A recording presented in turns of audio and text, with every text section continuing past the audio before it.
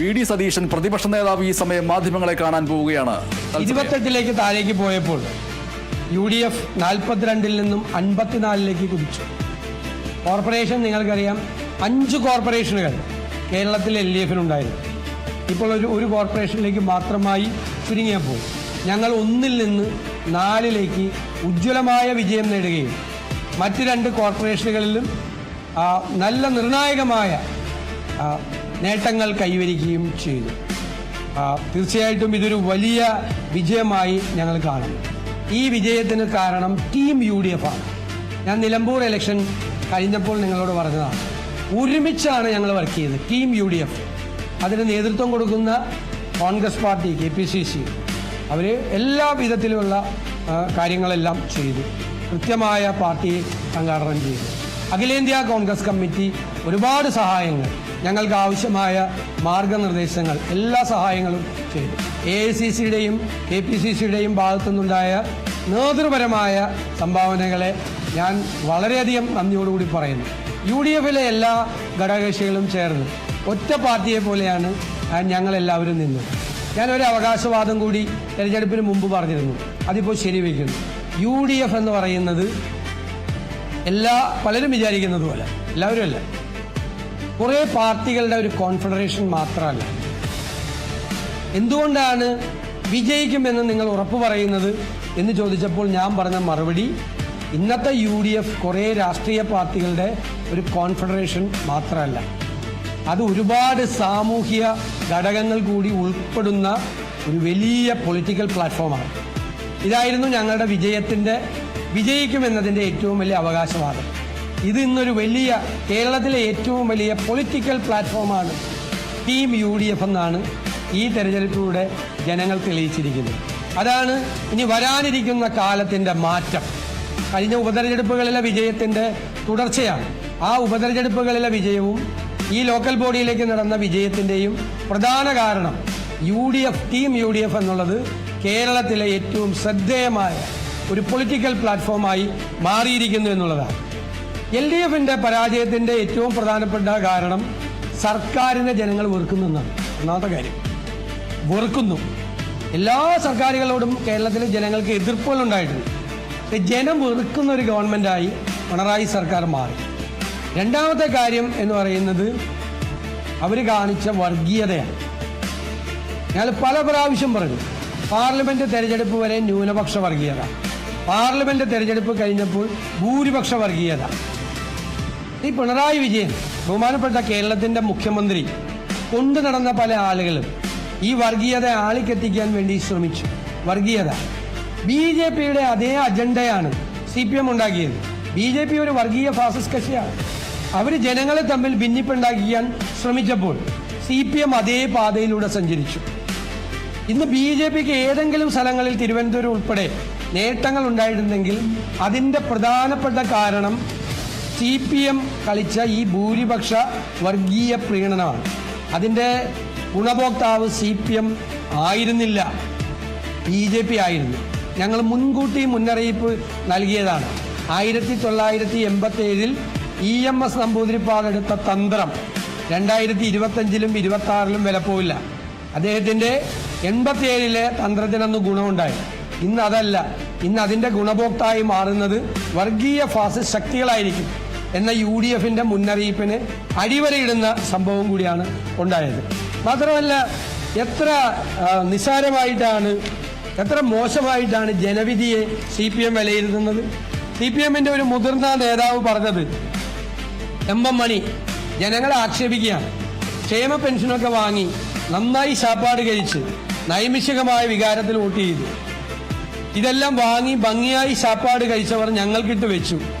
ആരെങ്കിലും ചായ വാങ്ങി തന്നാൽ മര്യാദ കാണിക്കണം. ഇതാണ് മുതിർന്ന CPM നേതാക്കൾ. CPM നേതാവ് കേരളത്തിലെ ജനങ്ങളെ അപമാനിച്ചുകൊണ്ട് സംസാരിച്ചു. ഇത് മുഖ്യമന്ത്രി പിണറായി വിജയൻ അടക്കമുള്ള CPM നേതാക്കളുടെ മനസ്സിലിരിപ്പാണ്. അവരുടെ വീട്ടിൽ നിന്നല്ല ആർക്കും ഔദാര്യം കൊടുക്കുന്നത്, സംസ്ഥാനത്തിന്റെ ഖജനാവിൽ നിന്നാണ്. സംസ്ഥാനത്തെ എല്ലാ വിഭാഗങ്ങളും കൊടുക്കുന്ന നികുതി പണത്തിൽ നിന്നാണ് അവരെന്തെങ്കിലും ക്ഷേമ പരിപാടികൾ നടത്തുന്നത്. ക്ഷേമ പരിപാടികൾ നടത്തിയ ആദ്യത്തെ ഗവൺമെന്റ് അല്ല ഇത്. ക്ഷേമ പരിപാടികളെ അട്ടിമറിച്ച ഗവൺമെന്റാണ്. ഇവർ കേരളത്തിലെ സാമ്പത്തികമായി കേരളത്തിന്റെ ഖജനാവിനെ തകർത്ത് തരിപ്പണമാക്കിയ സമ്പദ് വ്യവസ്ഥയെ നശിപ്പിച്ച ഗവൺമെന്റാണ്. എന്നിട്ട് അവർ പറയാണ് അവരുടെ ഔദാര്യം കൈപ്പറ്റി ശാപ്പാട് കഴിച്ചിട്ട് ഇവരുടെ വീട്ടിൽ നിർത്തി കൊടുത്താണ് ഇതെല്ലാം. എന്നിട്ട് അവർക്കിട്ട് തിരിച്ചിട്ട് പണി കൊടുത്തു എന്ന് പറയുന്നത് CPM നേതാക്കന്മാരുടെ മനസ്സിലിരിപ്പാണ്. തോറ്റിട്ടും തോൽപ്പിച്ച ജനങ്ങളോട് എത്ര മോശമായിട്ടാണ്, എത്ര അപമര്യാദയായിട്ടാണ് CPM പെരുമാറുന്നത് എന്നതിൻ്റെ ഏറ്റവും വലിയ ഉദാഹരണമായി ഞാനിതിനെ കാണുകയാണ്. തീർച്ചയായും കൂടുതൽ ജനങ്ങൾ വലിയ വിജയം നൽകുമ്പോൾ നമ്മൾ അവരുടെ മുമ്പിൽ കൂടുതൽ വിനയാന്വിതരായി അവരുടെ പ്രതീക്ഷയ്ക്കൊത്ത് ഉയരാൻ വേണ്ടിയിട്ടുള്ള ശ്രമങ്ങൾ നടത്തുക എന്നതാണ് വിജയിക്കുന്നവരുടെ ഉത്തരവാദിത്തം. തീർച്ചയായും ജനങ്ങൾ ഏൽപ്പിച്ച ഈ വിശ്വാസവും ഉത്തരവാദിത്വവും കൂടുതൽ ഭംഗിയായി കൂടുതൽ അവരുടെ പ്രതീക്ഷകളും വർദ്ധിച്ചിട്ടുണ്ട്. ആ പ്രതീക്ഷയ്ക്ക് അപ്പുറത്തേക്ക് കേരളത്തെ വളർത്തിയെടുക്കാൻ, ആ കേരളത്തെ സൃഷ്ടിക്കാനുള്ള എല്ലാ ശ്രമങ്ങൾക്കും UDF മുൻപന്തിയിലുണ്ടാവും. കേരളത്തിലെ എല്ലാ പ്രശ്നങ്ങൾക്കുമുള്ള പരിഹാരമായിരിക്കും ടീം UDF. ഇനി വരാൻ പോകുന്ന നിയമസഭാ തെരഞ്ഞെടുപ്പിലും ഇത് ജനങ്ങൾ ആ മഹായുദ്ധത്തിന് ഞങ്ങൾ പുറപ്പെടുമ്പോൾ ജനങ്ങൾ നൽകിയ ഇന്ധനമായി, ജനങ്ങൾ നൽകിയ ഊർജമായി വിനയത്തോടെ ഞങ്ങൾ ഇതിനെ കാണുന്നു. അടുത്ത മഹായുദ്ധത്തിൽ വിജയിക്കാൻ വേണ്ടിയിട്ടുള്ള ശക്തിയാണ് ഞങ്ങൾക്ക് തന്നത്. അതിന് ഞാൻ ഒരിക്കൽ കൂടി കേരളത്തിലെ എല്ലാ വിഭാഗം ജനങ്ങളോടും ഞങ്ങൾക്ക് തീർത്താൽ തീരാത്ത കടപ്പാടോടുകൂടിയ നന്ദി ഞാൻ ഈ അവസരത്തിൽ പ്രകാശിപ്പിക്കുന്നു.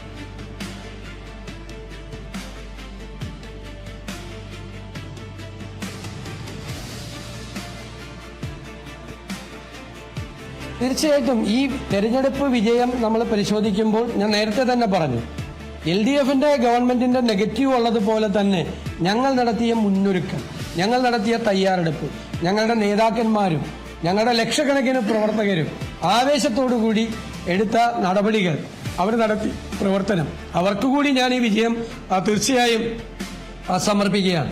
ആ മുന്നൊരുക്കങ്ങളാണ്, കൃത്യമായ മുന്നൊരുക്കങ്ങളെയാണ് ഇത്രയും വലിയ വിജയത്തിലേക്ക് എത്തിച്ചത്. എല്ലാ ഉപതെരഞ്ഞെടുപ്പുകളിലും അസംബ്ലിയിലേക്കും തദ്ദേശ സ്വയംഭരണ സ്ഥാപനങ്ങളിലേക്കും നടന്ന ഉപതെരഞ്ഞെടുപ്പുകളിലെല്ലാം കഴിഞ്ഞ 4.5 വർഷമായി തുടർച്ചയായി വിജയിക്കുകയാണ് UDF. അതിന്റെ പിന്നിലുള്ള രഹസ്യവും ഇത് തന്നെയാണ്, വിജയ രഹസ്യം. ആ തയ്യാറെടുപ്പാണ്. ആ നിയമസഭാ തെരഞ്ഞെടുപ്പിലുള്ള തയ്യാറെടുപ്പുകൾ ഞങ്ങൾ നേരത്തെ ആരംഭിച്ചു. വരാനിരിക്കുന്ന മാസങ്ങളിൽ അത് വളരെ ശക്തമാക്കും.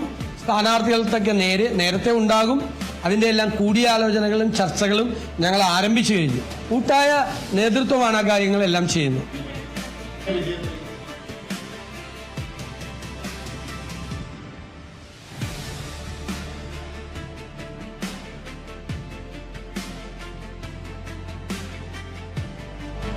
അല്ല, അത് ഓരോ ജില്ലകളിലും നമ്മൾ പ്രത്യേകമായിട്ട് പരിശോധിക്കണം. തിരുവനന്തപുരം ജില്ലയിൽ ഞങ്ങൾ കോർപ്പറേഷനിൽ ഞങ്ങളുടെ സീറ്റ് ഏകദേശം ഇരട്ടിയാക്കി. ഇവിടെ ഈ സീറ്റ് നിശ്ചയിച്ചതാരാ, ഈ സീറ്റുകൾ ഡിവൈഡ് ചെയ്താരാ? എല്ലാം കോർപ്പറേഷനിൽ CPM നേതാക്കന്മാരെ ആണ് വന്നിരുന്നത്. CPM നേതാക്കന്മാരാണ് വോട്ടർ പട്ടികയിൽ ക്രമക്കേട് കാണിച്ചത്, ഡീലിമിറ്റേഷനിൽ ക്രമക്കേട് കാണിച്ചത്. സംസ്ഥാനത്ത് ഉടനീളം ചെയ്തു. തിരുവനന്തപുരത്ത് അതെല്ലാം ചെയ്തു. BJPക്ക് ജയിക്കാനുള്ള വഴിയൊരുക്കി കൊടുക്കുകയാണ് യഥാർത്ഥത്തിൽ തിരുവനന്തപുരത്ത് CPM ചെയ്തത്. സംശയം എന്താ? പിന്നെ എല്ലാ ജില്ലകളിലും ജയിക്കുമോ? തിരുവനന്തപുരത്ത് നിങ്ങൾ അതേ എങ്ങനെയാണ്? ഗ്രാമപഞ്ചായത്തുകളിലെ മാത്രമല്ലല്ലോ, കോർപ്പറേഷൻ മാത്രമല്ലല്ലോ, ജില്ലാ പഞ്ചായത്തിലെ ഒരു മിനി അസംബ്ലി നടക്കുന്ന പോലത്തെ തെരഞ്ഞെടുപ്പ് ഇവിടെ ഒപ്പത്തിനൊപ്പം നിൽക്കുകയാണ്. ഒപ്പത്തിനൊപ്പം ജില്ലാ പഞ്ചായത്ത് തിരുവനന്തപുരം ജില്ലയിൽ ഒപ്പത്തിനൊപ്പം UDF നിൽക്കുകയാണ്, LDFിനൊപ്പം. തിരുവനന്തപുരത്ത് പരാജയം ഉണ്ടായെന്ന് അങ്ങേക്ക് എങ്ങനെ വിലയിരുത്താൻ പറ്റും? തിരുവനന്തപുരത്ത് ഒപ്പത്തിനൊപ്പം നിൽക്കുക. BJP ഒന്നുമല്ലല്ലോ, LDF UDF ഒപ്പത്തിനൊപ്പം നിൽക്കുക. ഞങ്ങൾക്ക് കഴിഞ്ഞ പ്രാവശ്യം എത്ര സീറ്റ് ഉണ്ടായിരുന്നു? ഞങ്ങൾക്ക് തിരുവനന്തപുരത്തൊക്കെ ഞങ്ങൾക്ക് എത്ര സീറ്റ് ഉണ്ടായിരുന്നു? വളരെ കുറച്ച് സീറ്റ് ഞങ്ങൾക്ക് ഉണ്ടായിരുന്നുള്ളൂ. അതിൽ നിന്നൊക്കെയാണ് ഞങ്ങൾ ഈ വൻ വിജയം നേടി ഞങ്ങൾ തിരിച്ചു വരുന്നത്. കോർപ്പറേഷനിലും അതുപോലെ അതിലല്ലാതെ ഇപ്പം ഞാൻ പറഞ്ഞല്ലോ, ജില്ലാ പഞ്ചായത്ത് കിട്ടാത്ത സ്ഥലങ്ങളിലെല്ലാം ഞങ്ങളുടെ സീറ്റുകളുടെ എണ്ണം ഇരട്ടിയായി. ജില്ലാ പഞ്ചായത്ത് കിട്ടാത്ത സ്ഥലത്തൊക്കെ ഇരട്ടിയായി. നേരത്തെ ഉണ്ടായിരുന്ന കഴിഞ്ഞ പ്രാവശ്യം ഉണ്ടായിരുന്ന ജില്ലാ പഞ്ചായത്ത് എണ്ണത്തിന്റെ ഇരട്ടിയായി. ഇപ്പൊ കൊല്ലത്തൊക്കെ ഞങ്ങൾ സംഘടനാപരമായി, കൊല്ലം കോഴിക്കോട് ജില്ലകളിൽ ഒക്കെ സംഘടനാപരമായി പിന്നോക്കം നിൽക്കുന്ന സ്ഥലങ്ങളാണ്. എല്ലാ തെരഞ്ഞെടുപ്പ് വരുമ്പോഴും ഞങ്ങൾ തോറ്റിരുന്ന സ്ഥലങ്ങളാണ്. ആ കോഴിക്കോട് ഞങ്ങൾ കോർപ്പറേഷൻ ഞങ്ങൾ ഉറപ്പിച്ചു നിർത്തിയിരിക്കുകയാണ് ഇപ്പോഴും CPMന്. ജില്ലാ പഞ്ചായത്ത് ഒപ്പത്തിനൊപ്പം നിൽക്കുകയാണ് കോഴിക്കോട് പോലത്തെ സ്ഥലത്ത്. എത്ര സ്ഥലമാണ് തിരിച്ചു പിടിച്ചിരിക്കുന്നത് അവിടെയെല്ലാം. കൊല്ലത്ത് വലിയ മാറ്റം ഉണ്ടായി, വലിയ മാറ്റം. നിങ്ങൾ പരിശോധിച്ചാൽ അറിയാം. കൊല്ലം കോർപ്പറേഷൻ UDF ഭരിക്കാൻ പോകല്ലേ. CPM-ന്റെ സ്ഥിതി 3-ാം സ്ഥാനത്താണ്. 3-ാം സ്ഥാനത്ത് ഒരു കോർപ്പറേഷനിലും ശരിക്കില്ല ഭൂരിപക്ഷം. ഒറ്റയ്ക്ക് ഭൂരിപക്ഷം ഇല്ല ഒരു സ്ഥലത്തും CPM-ന്. ഞങ്ങൾ വൻ ഭൂരിപക്ഷം നേടിയിരിക്കുന്ന 3 സ്ഥലത്തെ ഞങ്ങളുടെ ഭൂരിപക്ഷം ഒന്ന് നോക്കിയേ. കണ്ണൂരും എറണാകുളത്തും തൃശ്ശൂരും ഒക്കെ ഞങ്ങളുടെ ഭൂരിപക്ഷം നോക്കിയേ. ഇപ്പോൾ ഒരു കേന്ദ്രമന്ത്രി തൃശ്ശൂർ ക്യാമ്പ് ചെയ്ത് വർക്ക് ചെയ്താണ്. അവിടെയൊക്കെ ഞങ്ങൾ നേടിയ വിജയം അവർക്ക് 2 പേർക്ക് കൂടി കിട്ടിയേക്കണ സീറ്റിനേക്കാൾ കൂടുതൽ സീറ്റുണ്ട്. CPM-നും BJP കൂടി കിട്ടിയേക്കണേക്കാൾ കൂടുതൽ സീറ്റ് തൃശ്ശൂർ ടൗണിൽ അല്ലേ, തൃശ്ശൂർ ടൗണിൽ തൃശ്ശൂർ കോർപ്പറേഷനിൽ UDF-നുണ്ട്. പിന്നെ കണ്ണൂർ മലപ്പുറം മലബാർ ഞങ്ങൾ അടിച്ച് CPM കാണാനില്ല പല ജില്ലകളിലും. ഇപ്പോൾ 33 ജില്ലാ പഞ്ചായത്ത് ഡിവിഷനുള്ള മലപ്പുറത്ത് 32 ജയിച്ച UDF, 27 എറണാകുളത്ത് 25 അത് 1.5 സീറ്റ് ചോദിച്ചു. ഇടുക്കിയിൽ മധ്യ തിരുവിതാംകൂറിലേക്കും ഞങ്ങൾ അതിശക്തമായ തിരിച്ചുവരവ ഞങ്ങൾ നടത്തിയിരിക്കുന്നത്. കോട്ടയം എന്തായിരുന്നു കഴിഞ്ഞ അസംബ്ലി. ഇപ്പം നിങ്ങളൊരു കാര്യം മനസ്സിലാക്കേണ്ടത് 2016-ലെയും 2021-ലെയും തുടർച്ചയായ 2 അസംബ്ലി തിരഞ്ഞെടുപ്പുകളിലെ തോൽവിക്ക് ശേഷം ഉള്ള അതിശക്തമായ UDF-ന്റെ ഒരു തിരിച്ചുവരവ് കൂടിയാണ്. കോട്ടയം ജില്ലയ്ക്ക് എന്താ വിജയം? 25-ൽ 16 സീറ്റാണ് ജില്ലാ പഞ്ചായത്തിലേക്കൊക്കെ നമ്മൾ നേടിയിരിക്കുന്നത്. ഞങ്ങളുടെ മുന്നണിയിലുണ്ടായിരുന്ന ഒരു കക്ഷി അപ്പുറത്തേക്ക് പോയിട്ട് പോലും ഇപ്പോൾ ഞങ്ങൾക്ക് ആ വിജയം, വലിയ വിജയം കോട്ടയം, ഇടുക്കി, പത്തനംതിട്ട ജില്ലകളിലെ വിജയം, കൊല്ലത്തും തിരുവനന്തപുരത്തും ഉണ്ടാക്കിയിരിക്കുന്ന മുന്നേറ്റം, എറണാകുളത്ത് ഉണ്ടാക്കിയിരിക്കുന്ന ഏകപക്ഷീയമായ മുന്നേറ്റം, എറണാകുളം മലപ്പുറം ജില്ലകളിൽ ഏകപക്ഷീയമായ മുന്നേറ്റമാണ്. എതിരാളികളെ കാണാൻ പോലില്ല. അങ്ങനെയൊന്നും ഞാൻ ഒരു കക്ഷികളെയും നമ്മൾ അങ്ങനെയൊന്നും വിലയിരുത്താൻ പാടില്ല. അല്ല, അതുകൊണ്ട് എന്താ കാര്യം? അത് നമ്മൾ വിജയിക്കുമ്പോൾ നമുക്ക് സന്തോഷം. അത് ആരും ചെറുതായി കാണണ്ട. ഞങ്ങൾ അങ്ങനെയൊന്നും ചെയ്യില്ല. ജയിക്കുമ്പോൾ അഹങ്കാരം പറയില്ല. തോക്കുമ്പോൾ തോപ്പിച്ച ആളുകളെ ചീത്തയും വിളിക്കില്ല. ഇതുപോലെ ഇപ്പോൾ CPM-കാർ പറഞ്ഞ പോലെ നമുക്ക് ജയിക്കുമ്പോൾ നമ്മൾ കുറേ കൂടി വിനയാനിതരായി ഞാൻ എപ്പോഴും പണ്ട് പറഞ്ഞിരുന്നതാണ്, തോൽവി മാത്രം പഠിച്ചാൽ പോരാ, വിജയവും കൂടി പഠിക്കണം. അത് ഞാൻ എപ്പോഴും ആവർത്തിച്ച് പറഞ്ഞുകൊണ്ടിരുന്ന ഒരു കാര്യമാണ്. എപ്പോഴും നമ്മുടെ പാർട്ടി കമ്മിറ്റികളിലും മറ്റു പൊതുസ്ഥലങ്ങളിൽ ഈ വിജയത്തെക്കുറിച്ച് ഞങ്ങൾ വളരെ വിശദമായി നമ്മൾ പഠിക്കും.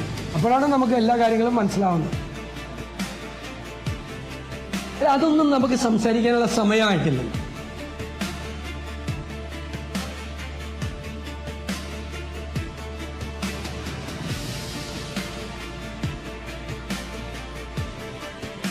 അല്ല, തീർച്ചയായിട്ടും ഞാൻ അതൊക്കെ വാക്ക് പറഞ്ഞതല്ലേ.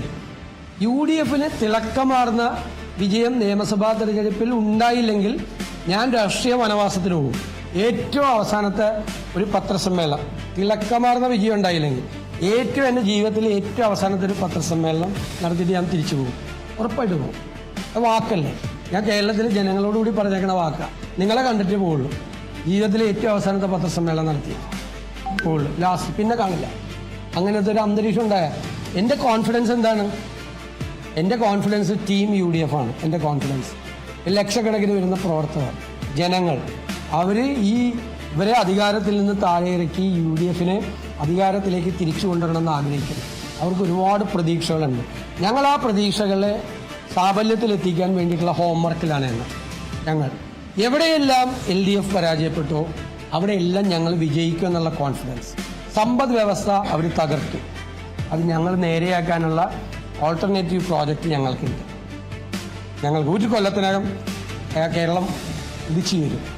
2 ആരോഗ്യ രംഗത്ത്, വിദ്യാഭ്യാസ രംഗത്ത്, കാർഷിക രംഗത്ത്, പട്ടികജാതി പട്ടിക വികസന രംഗത്ത്, തീരപ്രദേശത്തിൻ്റെ സങ്കടങ്ങളുടെ കാര്യത്തിൽ, പശ്ചിമഘട്ട മലനിരകളിലെ കർഷകരുടെ കാര്യത്തിൽ, കാർഷിക പ്രശ്നങ്ങളിൽ ഉൾപ്പെടെയുള്ള എല്ലാ കാര്യങ്ങളിലും കൃത്യമായ ബദൽ പദ്ധതികൾ, കേരളത്തിൽ ഒരു വലിയ ചേഞ്ച് ഉണ്ടാക്കുന്ന, എല്ലാ വികസന പ്രവർത്തനങ്ങളിലും ക്ഷേമ പ്രവർത്തനങ്ങളിലും അക്കൗണ്ടബിലിറ്റി ഉണ്ടാക്കുന്ന അടിസ്ഥാനപരമായ മാറ്റം ഈ സംസ്ഥാനത്തിനുണ്ടാകുന്നു. സംസ്ഥാനത്തെ കുതിച്ചുചാട്ടത്തിന് പ്രേരണയാകുന്ന ഒരു കാര്യം ഞങ്ങൾ ജനുവരിയിൽ അവതരിപ്പിക്കും. ജനങ്ങളുടെ മുമ്പാകെ അവതരിപ്പിക്കും. ചെയ്യാൻ പറ്റാവുന്ന കാര്യങ്ങൾ മാത്രം. അതിൻ്റെ ഹോംവർക്ക് UDF തുടങ്ങിയിട്ട് 1 വർഷത്തോളമായി നന്നായി ചെയ്തു പോകുന്നുണ്ട് എല്ലാ വിഭാഗങ്ങളിലും ആളുകളെ.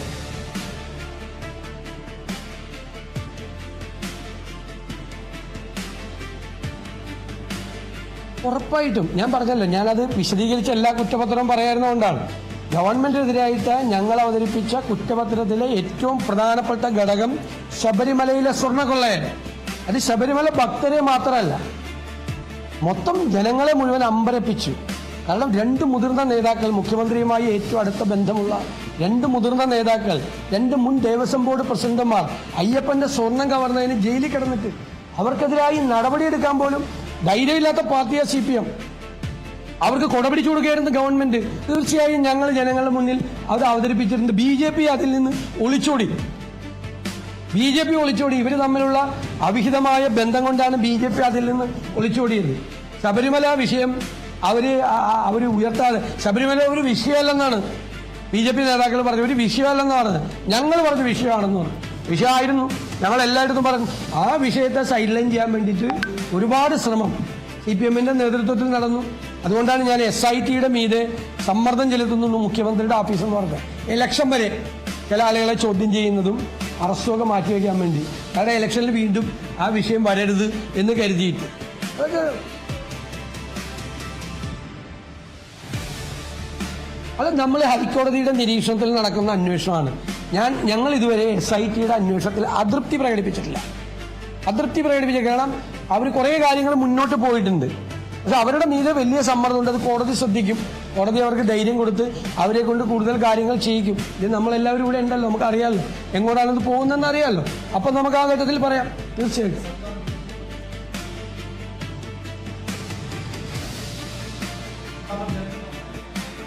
അതങ്ങനെയല്ല, അതിന്റെ യാഥാർത്ഥ്യമാണ് ഞങ്ങൾ പറഞ്ഞത് ജനങ്ങളോട്.